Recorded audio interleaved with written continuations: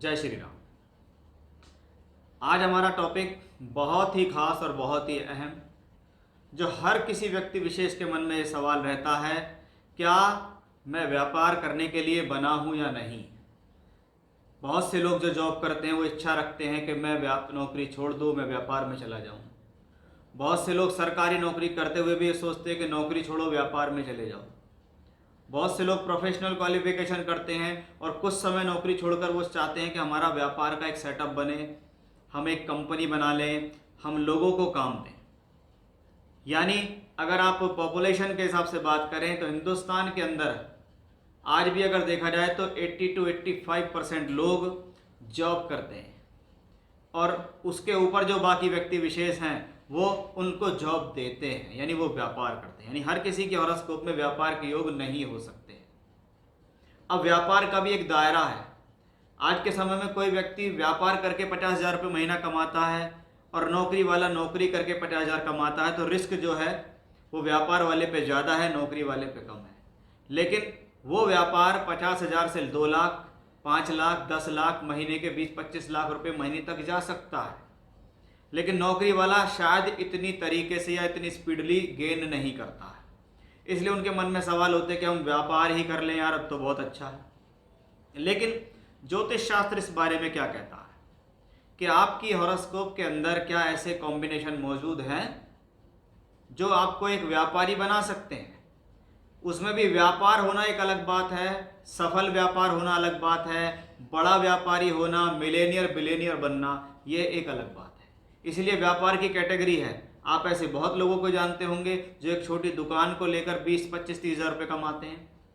Showroom वाले को भी जानते होंगे, फैक्ट्री वालों को भी जानते होंगे, जिनकी बड़ी मील लगी हुई है उन्हें भी जानते होंगे, और जो बहुत बड़े उद्योगपति हैं आप उन्हें भी जानते होंगे। यानी सारे ही लोग व्यापार कर रहे हैं।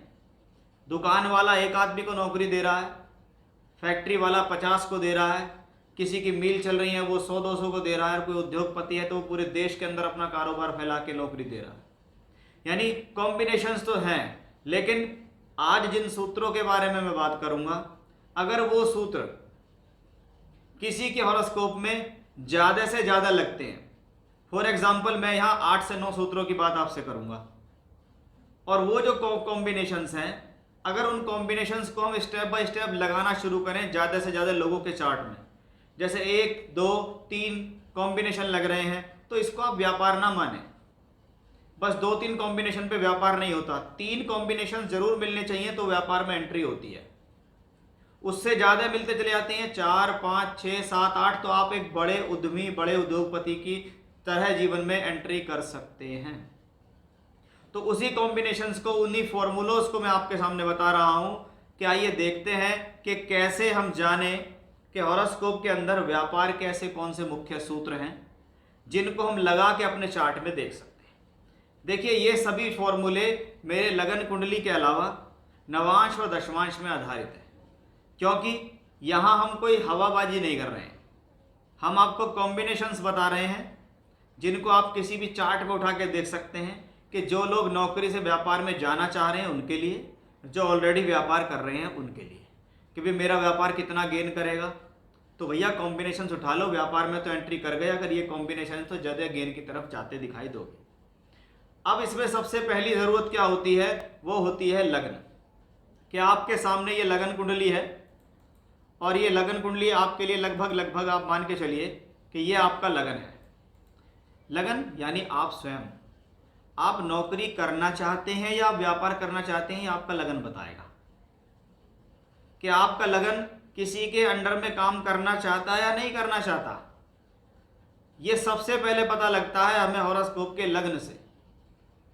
कि भाई अगर लगन का मालिक और लगन बली है, नियम नंबर 1, लगन का स्वामी और लगनेश अगर बली है, तो ऐसे व्यक्ति भले ही नौकरी से जीवन की शुरुआत करें लेकिन अंततः व्यापार में ही जाते हैं, या बहुत बार वो नौकरी करते ही नहीं, वो व्यापार ही करते हैं।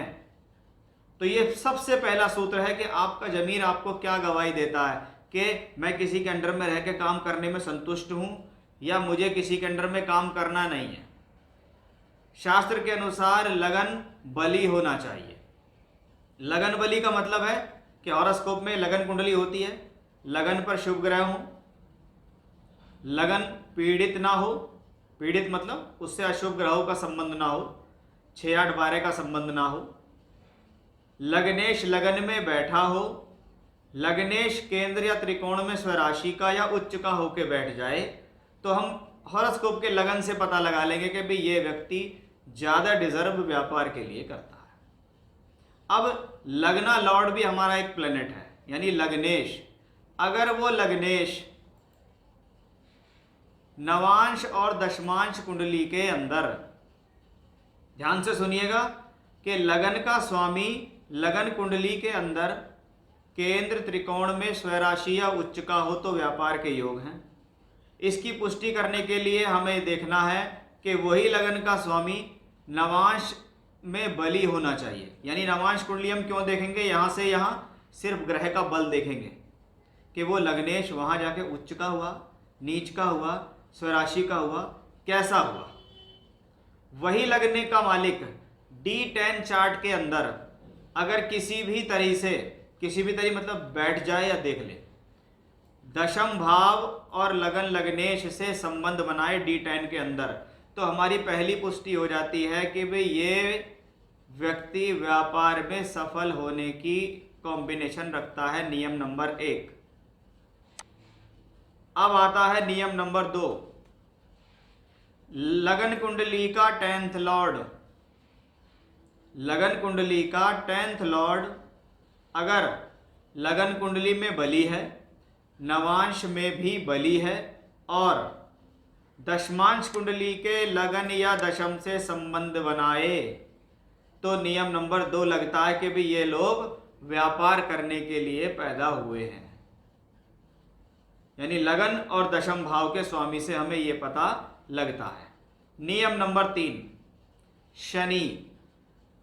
शनि के लिए नियम है कि शनि लगन कुंडली के अलावा नवांश कुंडली के अंदर गोचरस्थ होना चाहिए। यानी लगन में उसका बल कैसा भी हो लेकिन नवांश और दशांश में बली हो। यानी फॉर एग्जाम्पल अगर लगन कुंडली के अंदर शनि अपनी राशि का है, उच्च का है या मित्र राशि का है, लेकिन वही शनि नवांश कुंडली में और दशमांश कुंडली में भी अपनी राशि का या उच्च का होना चाहिए, तभी ऐसे लोग व्यापार के क्षेत्र में सफल होते हैं। नियम नंबर 3 हमारा यहां पर शनि से निकल के आता है। अब आता है, शनि तो श्रम कारक है, मेहनत के कारक। अब आते हैं बुद्धि और व्यापार के कारक ग्रह बुध। इसलिए जितने भी बड़े बड़े व्यापारी जीवन में हुए हैं उनकी हॉरोस्कोप के अंदर मरकरी जो प्लेनेट है वो हमेशा से बेहतर ही देखा गया है। मरकरी का भी कॉम्बिनेशंस आपके लगन कुंडली के अलावा आपके नवांश और दशमांश में बली होना चाहिए। यानी मित्र की राशियों में हो, एग्जॉल्टेड हो, अपनी राशियों का हो, तो भी उसको ऐसे ही देखें, लगन में, नवांश में और दशमांश में। कॉम्बिनेशंस हमारे तीनों जगह चलेंगे। अगर वो सभी जगह फुलफिल हो रहे हैं तो ही हम उसको कहेंगे। अगला नियम, जुपिटर कारक ऑफ मनी, पैसे का कारक बृहस्पति है। अगर व्यापार है तो पैसा है, और पैसे का फ्लो अगर आपको चाहिए और आपके जीवन में पैसा बढ़िया हो तो भी हमें क्या करना है कि हमारा जुपिटर लगन कुंडली के अलावा नवांश और दशमांश में बेहतर स्थितियों में हो, क्योंकि ये धन का स्वामी है। इसलिए गुरु का संबंध दूसरे, 5वें, 9वें, 10वें और 11वें से होना चाहिए। ये नियम लगन में भी लागू है, नवांश में भी लागू है और दशमांश में तो नेसेसरी है, होना ही चाहिए अगर एक बड़ा और बेहतर व्यापार चाहिए आपको। अब ये कॉम्बिनेशंस के बाद ये ध्यान रखें, अब हमारी बातें इससे ज़्यादा बेहतर हो रही हैं, उसको थोड़ा सा और ध्यान दीजिए। हमने बताया लगन लग्नेश, दशम दशमेश, शनि, बुध और गुरु, ये सारे प्लेनेट, ध्यान करिएगा बात को कि ये सारे प्लेनेट अगर D10 के अंदर जितना ज़्यादा केंद्र और त्रिकोण के स्वामियों से कनेक्टेड होते हैं उतना ज़्यादा बड़ा राजयोग धनयोग लेकर आते हैं।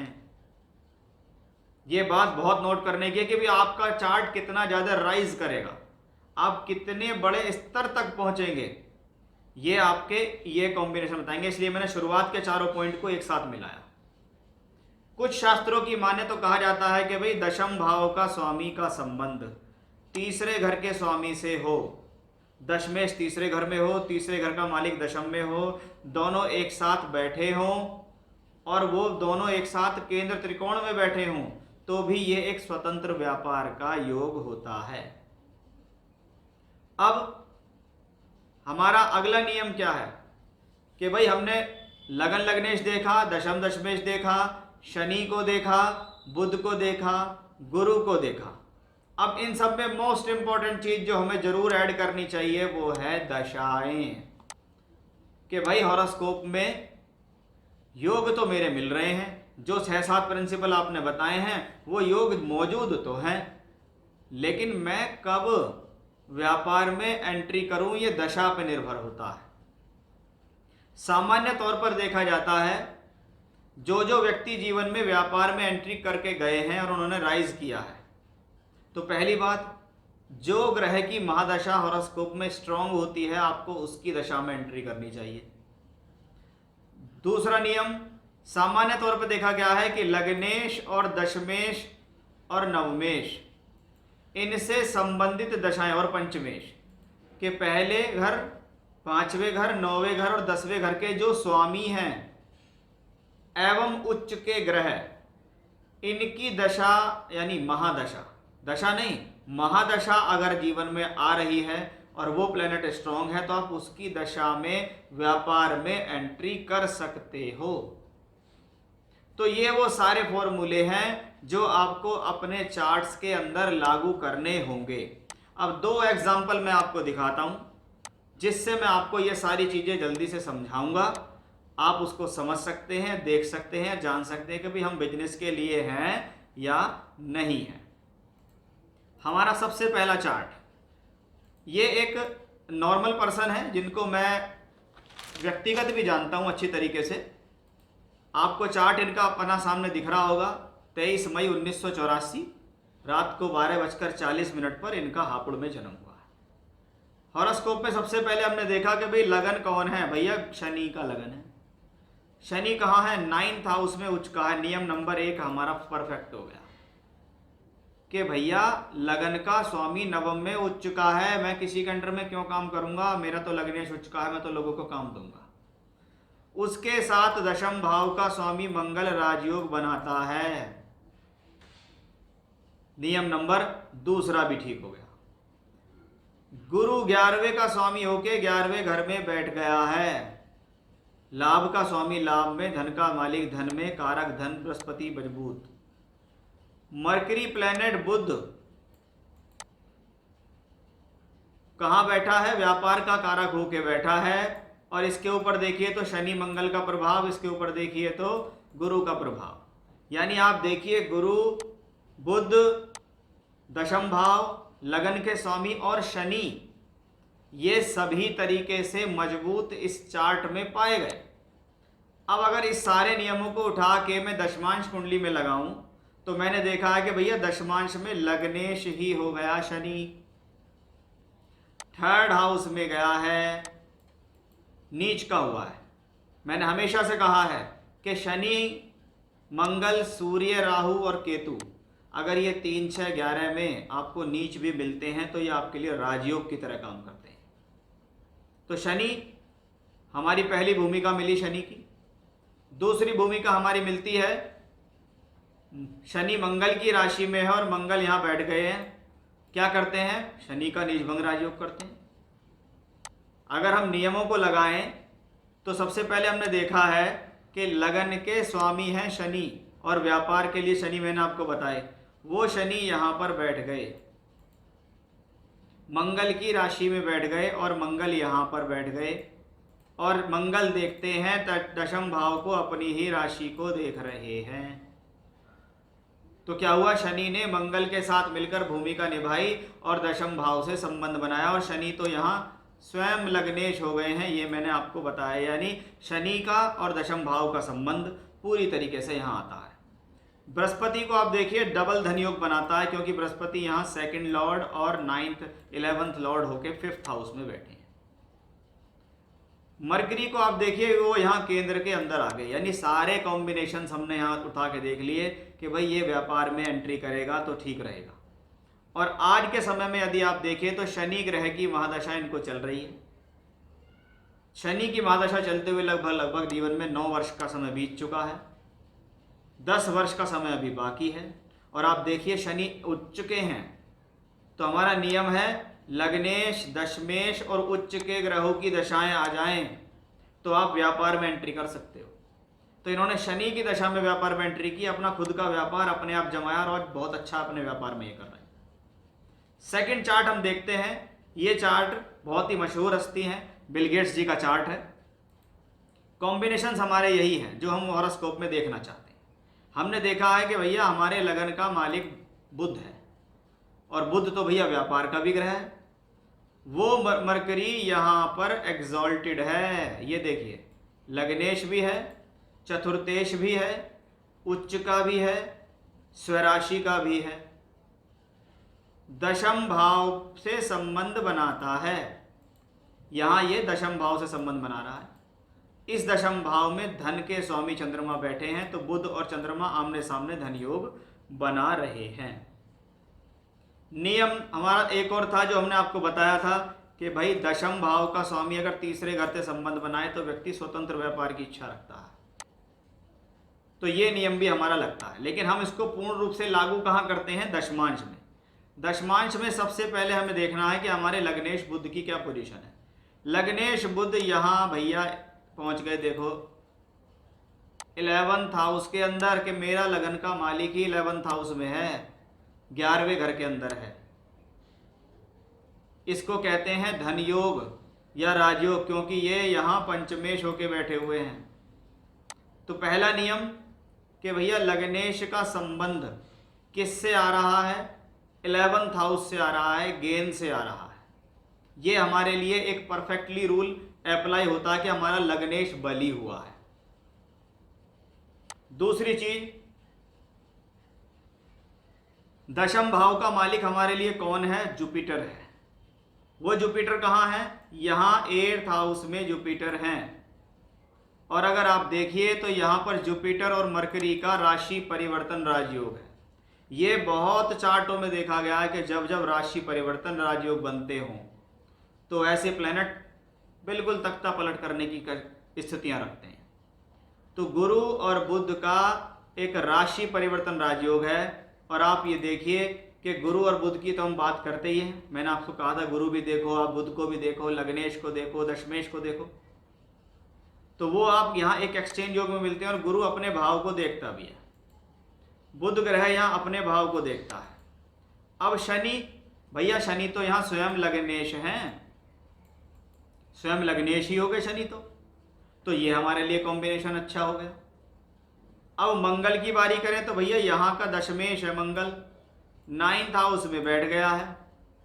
तो क्या हुआ, हमारे लिए मंगल भी बली हो गया, वो भी कॉम्बिनेशन है। और सबसे अच्छी बात, 1982 से लेकर 2002 के बीच इनको शुक्र ग्रह की महादशा मिलती है। यहां से खेल शुरू होता है इस हॉरोस्कोप का, कि महादशा जब तक आपको बेहतर नहीं मिलेगी तब तक आप राइज नहीं करोगे। लग्नेश की महादशा मिले, दशमेश की महादशा मिले, उच्च के ग्रह की महादशा मिले, पंचमेश नवमेश की महादशा मिले, स्वराशि के ग्रह की महादशा मिले और वो बली हो, तो वो अपनी दशा में उसमें आप व्यापार कर सकते हो। तो शुक्र मिला हमें, और शुक्र यहाँ उच्च के शनि के साथ पंचम भाव में राजयोग बनाता है। ये पंचमेश और नवमेश का लक्ष्मी योग है कि इस व्यक्ति के ऊपर लक्ष्मी मेहरबान है, तो आपको लक्ष्मी योग दिखना तो चाहिए। तो कहाँ है, पंचमेश नवमेश का योग शुक्र और शनि का। और यही शुक्र यहाँ पर बैठकर बुध से दृष्ट होके एक सुंदर धन योग या लक्ष्मी योग फिर से बना देते हैं, क्योंकि शुक्र ग्रह यहाँ पर योग कारक हुआ है। कोई दुष्प्रभाव नहीं, सभी तरीके से बेहतरीन। शुक्र ग्रह की महादशा आई, राइज कर ले। आप यहाँ देखिए नवांश में भी आप देखेंगे तो भी शुक्र शनि का राजी हो गया, क्योंकि लगन वर्गोत्तम है भैया, लगन वर्गोत्तम है। शुक्र ग्रह को देखो, उसको शनि के साथ है, शुक्र शनि का लक्ष्मी योग यहाँ भी है, यहाँ भी है, और यहाँ पर शुक्र बुध आमने सामने, ये भी लक्ष्मी योग है। ये व्यक्ति को आप इनके बारे में पढ़ना कि 1982 से लेकर 2002 तक इस व्यक्ति ने अपने जीवन में सबसे ज़्यादा राइज किया। तो दशाएं होती हैं जो आपको राइज कराती हैं, कॉम्बिनेशंस होते हैं जो आपको व्यापार तक पहुंचाते हैं। तो ये ऐसे बहुत सारे चार्ट हम लगा सकते हैं, बता सकते हैं, लेकिन आप कॉम्बिनेशन वाइज देखिएगा तो आपको हॉरोस्कोप नज़र आती है कि सिर्फ लगन कुंडली से कुछ नहीं होता, नवांश दशांश देखने पड़ते हैं, और प्योरली प्रोफेशनल लाइफ चाहिए तो दशमांश जरूर देखना चाहिए। तो ये था हमारा आज का विषय कि ऐसे कौन से वो सूत्र हैं जिससे आप अपने जीवन के अंदर अपना खुद का व्यापार ले सकते हैं। जितने ज़्यादा ये नियम अप्लाई होंगे उतना बड़ा आपका व्यापार होगा, उतने बड़ी स्थितियों में आप राइज करेंगे, उतनी बेहतर दशाओं में आप राइज करते दिखाई देंगे। तो ये था हमारा आज का विषय कि भैया कुंडली में व्यापार करने से पहले एक बार इन सारे सूत्रों को कुंडली पे लगा के देख लो, तो आपको पता लग जाएगा कि आप व्यापार करने के लिए जीवन में बने हैं या नहीं बने हैं। फिर से इसी प्रकार की जानकारी लेकर आपके सामने हाजिर होऊंगा, बने रहिएगा मेरे साथ। जय श्री राम।